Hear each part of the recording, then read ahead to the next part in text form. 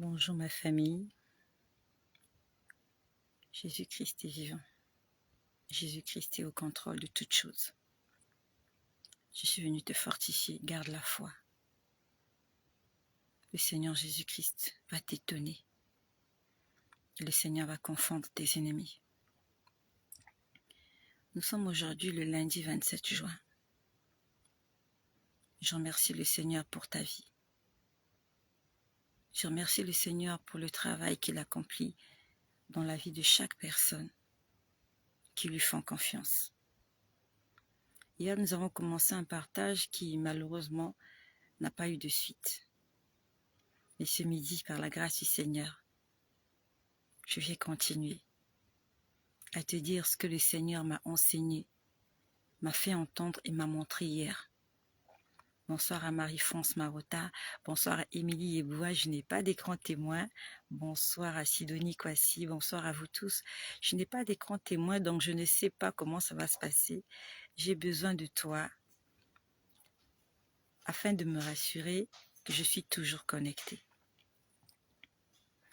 Et que le Seigneur bénisse toutes les personnes qui sont en jeûne.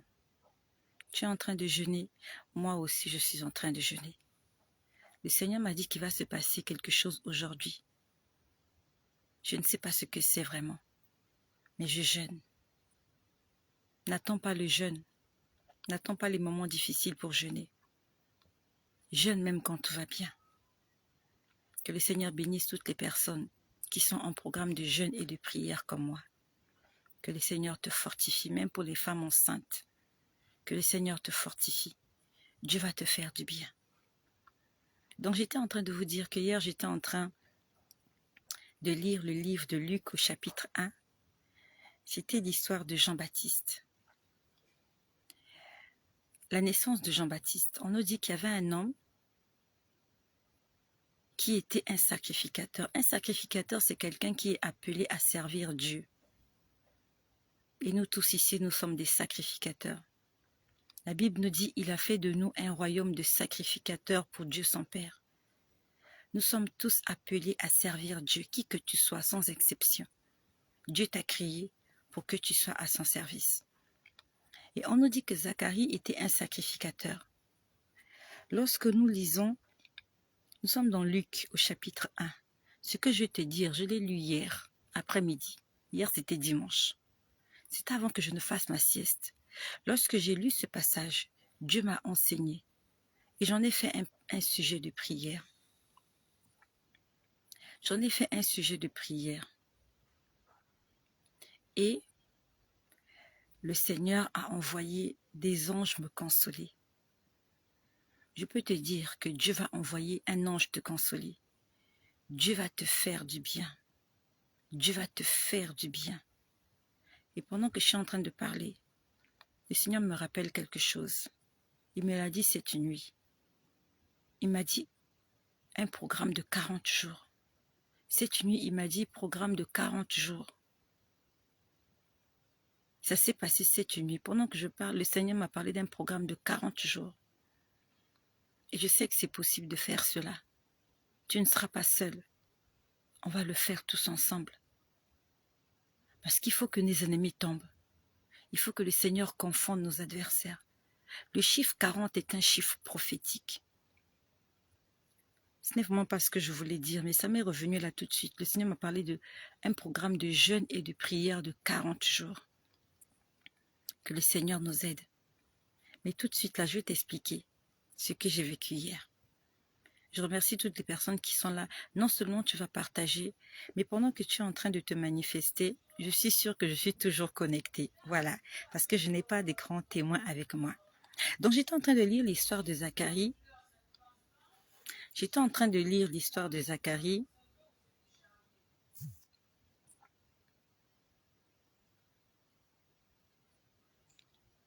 J'étais en train de lire l'histoire de Zacharie et d'Élisabeth.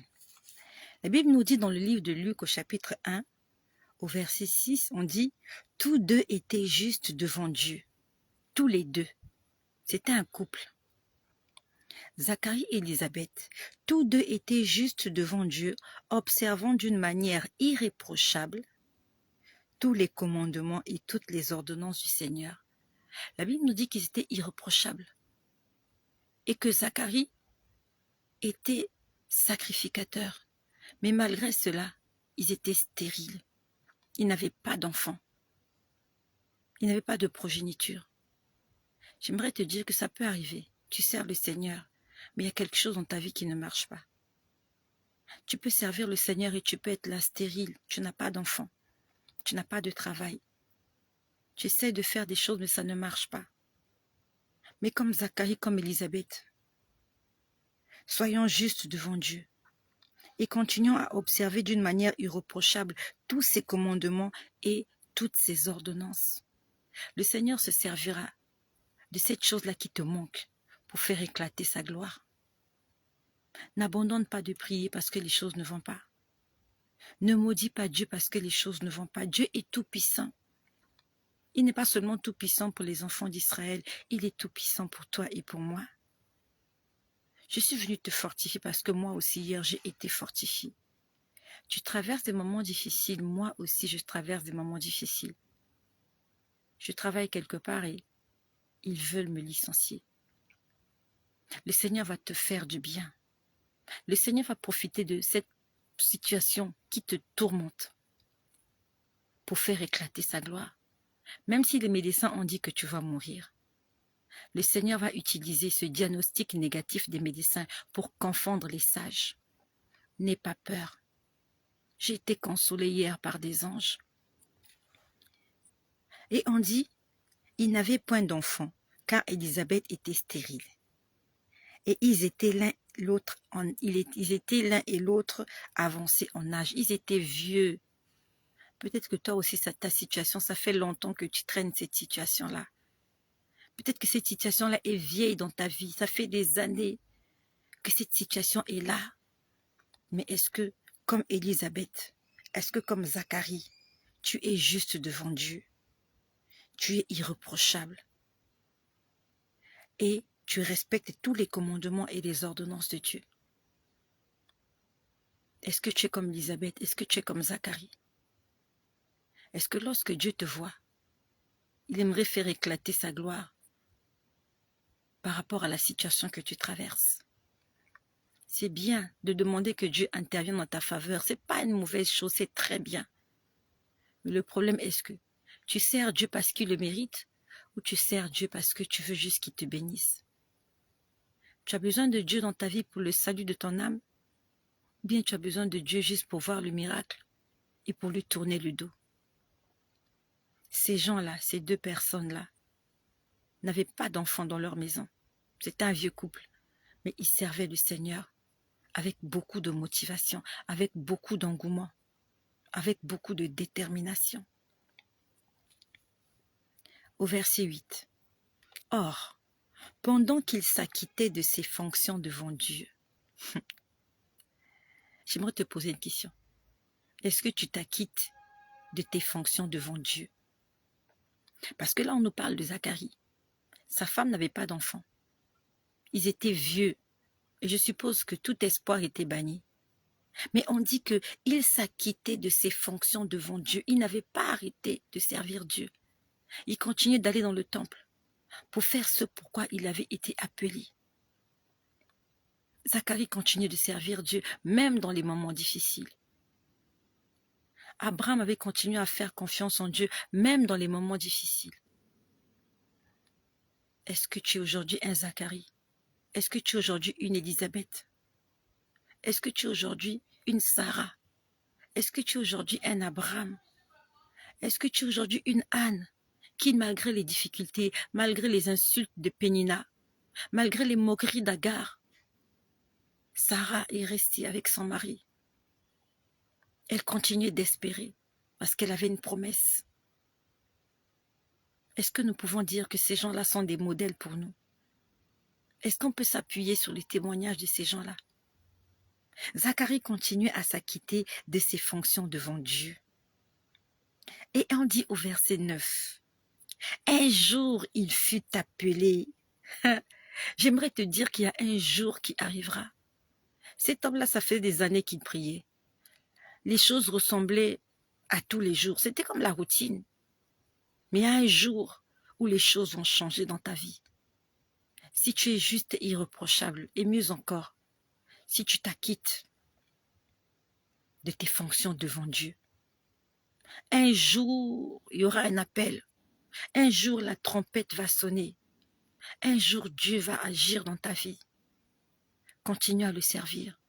Continue à t'acquitter des tâches que tu exerces à l'église. J'espère que vous êtes toujours là. Parce que lorsque vous êtes calme comme ça, amen. Je n'ai pas des grands témoins, j'ai besoin de toi. Amen. Continue à servir le Seigneur. Au verset 9, il dit qu'un jour, il fut appelé. Un jour, Dieu va t'appeler. Un jour, tu auras une invitation à l'église. Un jour, pendant une réunion de prière, les choses vont changer dans ta vie. Peut-être que là, ça fait des années que tu jeûnes. Il y a un jour où il y a un jeûne qui va révolutionner ta vie. Il y a un jour, ne t'inquiète pas, un jour viendra, comme Zacharie. Un jour, il fut appelé par le sort. Et il entra dans le temple du Seigneur pour offrir un parfum. Je suis venu t'exhorter. Entre dans le temple. Le temple, c'est la maison de Dieu. Le temple, ce n'est pas seulement une grande bâtisse. Ce n'est pas seulement l'église. Le temple, c'est toi. La Bible nous dit, ne savez-vous pas que vous êtes le temple de Dieu et que l'Esprit de Dieu habite en vous? Le temple de Dieu, c'est toi. Et il est entré dans le temple pour offrir un parfum. Et le Seigneur veut qu'il se dégage de toi un parfum de bonne odeur. Tu es le temple en question. Et le Seigneur veut que dans ce temple-là, qu'on puisse offrir des parfums, des louanges à l'Éternel, de bons actes, des choses que Dieu aime, l'obéissance, la sanctification, l'humilité, l'amour et le pardon sont un parfum de bonne odeur pour l'Éternel. Soyons comme Zacharie, offrant à l'Éternel des parfums de bonne odeur. Zacharie est entré dans le temple pour offrir des parfums à Dieu. Au verset 10, ce que je te dis, c'est le Seigneur qui me l'a enseigné hier, verset après verset. Il voulait que je puisse ressembler à Zacharie, que je fasse exactement ce que Zacharie avait fait ce jour-là. Et c'est ce que je suis venu te répéter aujourd'hui. Ce que Zacharie a fait, toi tu dois le faire. Nous devons tous le faire. Être des hommes justes, intègres, pieux, irréprochables, respectant les commandements et les préceptes du Seigneur. Et nous devons continuer à nous acquitter de toutes nos fonctions devant Dieu. Malgré le fait que je traverse des moments difficiles, aucun jour je n'ai arrêté de prêcher l'Évangile. Aucun jour je n'ai arrêté de venir parler au nom de Jésus. Que ce problème-là ne t'empêche pas de servir Dieu. Aujourd'hui, nous sommes lundi. Peut-être que j'aurai cette fameuse lettre de licenciement ce soir. Je n'en sais rien, mais je continue de faire des vidéos. Et je sais qu'après ici, je vais continuer de faire. Même si ce soir, avant de quitter mon bureau, il me donne la lettre. Ça me fera mal, c'est sûr, ça me fera mal. Mais après, j'irai à l'église. Même s'il me donne ma lettre de licenciement, ce soir avant de quitter les bureaux, après les bureaux, je n'irai pas pleurer à la maison. J'ai un programme de prière. J'irai à l'église. Quand j'aurai fini l'église, ce soir quand je serai à la maison, je vais faire une vidéo. Je vais rendre gloire à Jésus. Je ne vais pas m'arrêter. Parce que hier, j'ai été consolée. Je suis venue te dire, toi aussi, ne t'arrête pas. Ne t'arrête pas. Dieu va te faire du bien. Que ce problème-là ne te tourmente pas. Dieu se servira de ce problème-là pour confondre les adversaires, pour confondre les Égyptiens qui te poursuivent, pour confondre les médecins qui t'ont fait ce faux diagnostic. Dieu veut se servir de ce problème-là pour faire éclater sa gloire, afin qu'il y ait des hommes et des femmes qui disent qu'il y a un Dieu qui existe et qui n'a pas changé et continue de faire des miracles. N'abandonne pas, mon ami. Je ne sais pas ce qui va se passer à la fin de l'heure, là, je n'en sais rien. Mais je sais que Dieu est au contrôle. La Bible nous dit qu'au verset 10, Toute la multitude du peuple était dehors. Zacharie était entré dans le temple pour offrir un parfum à l'Éternel. Et il avait été appelé. On dit que la multitude de tout le peuple était dehors. Le Seigneur veut que tu fasses un acte comme Zacharie. Que tu sortes du milieu de la multitude. Que tu entres quelque part dans l'intimité avec Dieu. Zacharie n'a pas eu la révélation pendant qu'il était dehors avec les autres. Il était entré dans le temple. Et il était seul, en face de Dieu, en train d'offrir un parfum.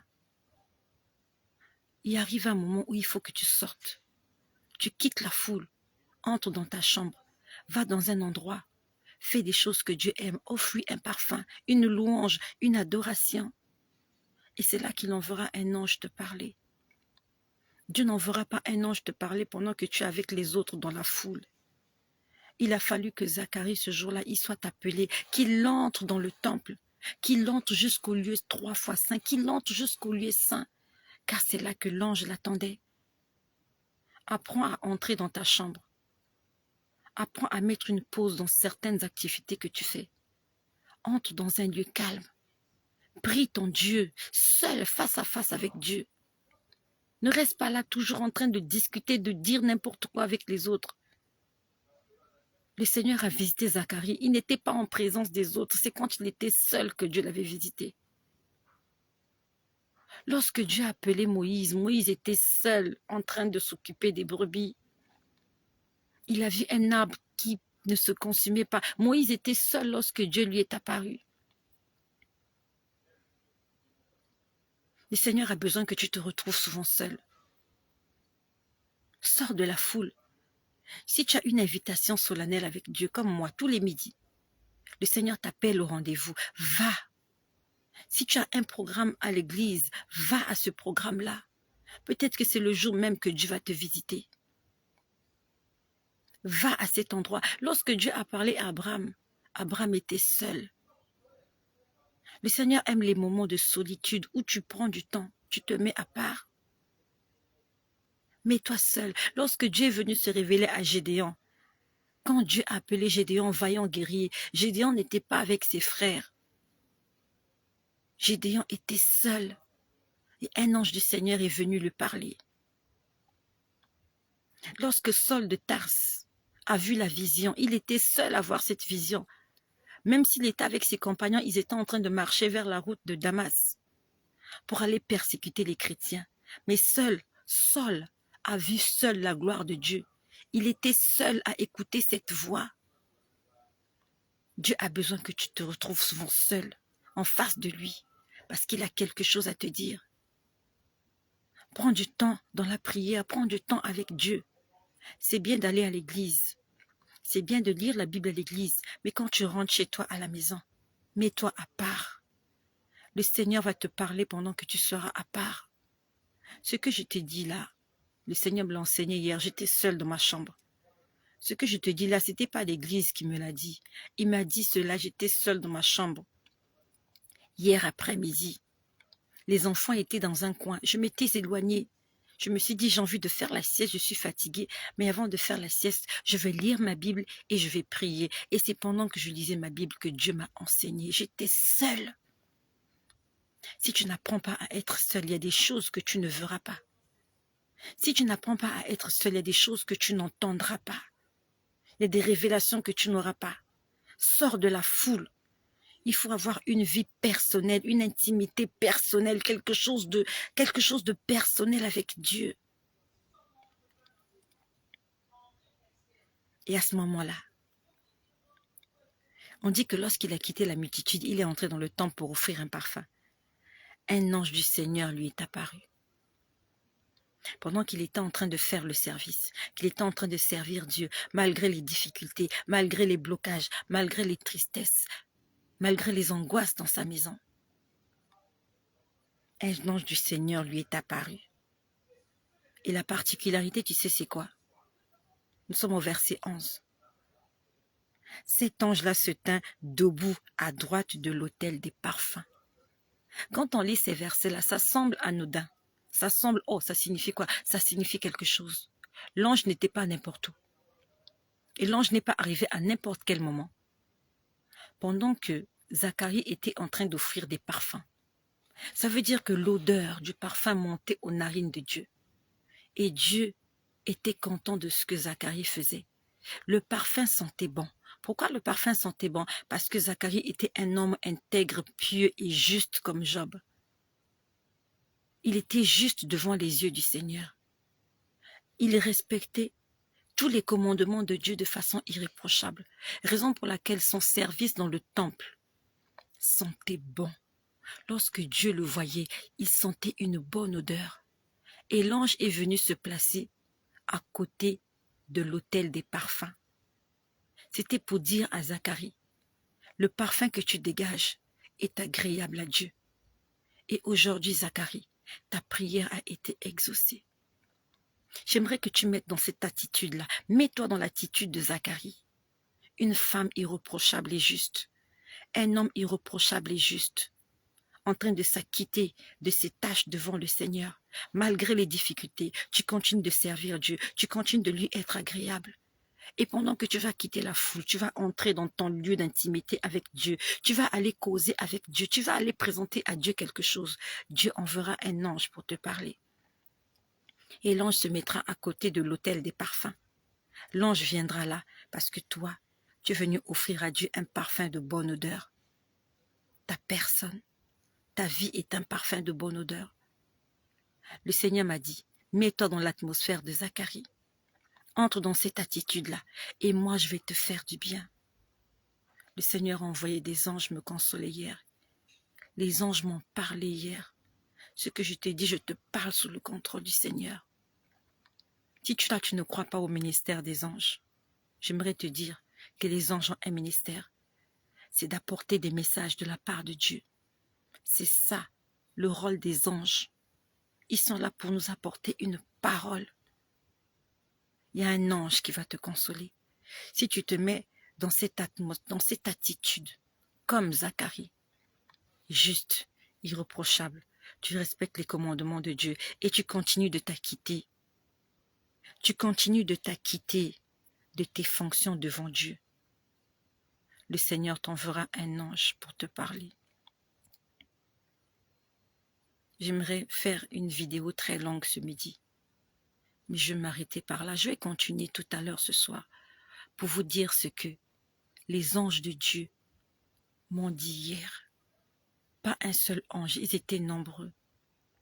Ils m'ont consolé hier et aujourd'hui, je suis fortifiée. Dieu va exaucer tes prières, ma sœur. Dieu va exaucer tes prières, mon frère. Si tu restes dans l'attitude de Zacharie, ne doute pas. Si tu doutes, ce qui est arrivé à Zacharie va aussi t'arriver. Ne doute pas. Ce Dieu-là n'a pas changé. Quelles que soient les mauvaises nouvelles, continue à servir le Seigneur. Notre héritage, il est non seulement terrestre, mais il est aussi céleste. Le Seigneur sait que tu traverses des moments difficiles. Dieu le sait. Mais n'arrête pas de prier. N'arrête pas de jeûner. Le Seigneur va agir. Merci pour toutes les personnes qui sont là. Nous sommes au nombre de 53. Partage ce message. Il y a quelqu'un qui a besoin d'être béni comme toi. Il y a quelqu'un qui doit être béni comme toi. Il y a quelqu'un qui doit avoir la révélation de Luc chapitre 1, de la naissance de Jean-Baptiste. Tu attends un enfant. Tu as besoin d'être dans une attitude. Zacharie attendait un enfant. Ils avaient besoin d'un enfant. Tu attends quelque chose de la part de Dieu. Tu attends une bénédiction. Tu attends une guérison. Tu attends une promotion. Sois dans l'attitude de Zacharie. Lui aussi, il attendait quelque chose. Et cela s'est passé pendant qu'il était en train de servir Dieu. Il était seul dans son intimité avec Dieu. Dieu a envoyé un ange lui apporter un message. Tu attends quelque chose, moi aussi j'attends quelque chose. On a prophétisé sur toi, les choses ne sont pas encore arrivées, moi aussi. J'attends la lettre qu'ils vont écrire, où ils vont me dire que mon poste est reconduit. J'attends cela. Et je sais que ça va arriver. Mais je continue de m'acquitter des fonctions que Dieu m'a données. Je n'abandonne pas. Je continue de servir le Seigneur. Même en m'imaginant que tout à l'heure, j'aurai peut-être une mauvaise nouvelle. Mais je sais qu'après cette mauvaise nouvelle, il y aura une très bonne nouvelle pour moi. Parce que le Seigneur m'a dit, tu chanteras un cantique nouveau. Il m'a dit, tu chanteras un cantique nouveau. Et que je confondrai tes ennemis. Continue d'obéir à Dieu. Continue de marcher avec lui. Continue de t'acquitter des fonctions que tu as dans l'église. N'abandonne pas. S'il te plaît, ne maudis pas Dieu pour ça. Ne le maudis pas. Dieu est tout-puissant. S'il nous a réveillés ce matin, c'est parce qu'il nous réserve le meilleur encore aujourd'hui. Ceux qui n'ont plus d'espérance et ceux qui sont morts. Lorsque tu es mort, c'est terminé pour toi. Et même lorsque tu es mort, Dieu peut venir te ressusciter. Mais toi et moi, nous ne sommes pas morts. Toi et moi, nous ne sommes pas morts. Si le Seigneur nous a réveillés ce matin, c'est parce qu'il veut nous étonner. Et il va nous étonner. Merci à toute ma famille qui est là. Merci à vous tous. Gardons la foi. Tenons-nous par la main. Tenons-nous par la main. N'abandonnons pas le Seigneur. Nous sommes un dans un lien d'amour.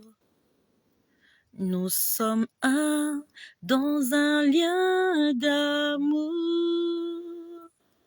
Notre esprit est uni avec l'Esprit de Dieu.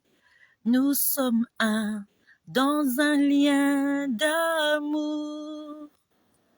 Maintenant, marchons tous ensemble dans la foi et que le Saint-Esprit nous rassemble. Tenons-nous par la main et le monde saura que nous sommes un dans un lien d'amour. Gardons cette unité. Nous sommes un. En Jésus-Christ, nous sommes un. Un seul esprit, un seul baptême. Sois connecté à l'Esprit de Dieu. Nous sommes un dans un lien d'amour. Le Seigneur va te faire du bien et tu vas témoigner. Soyez bénis dans le nom de Dieu.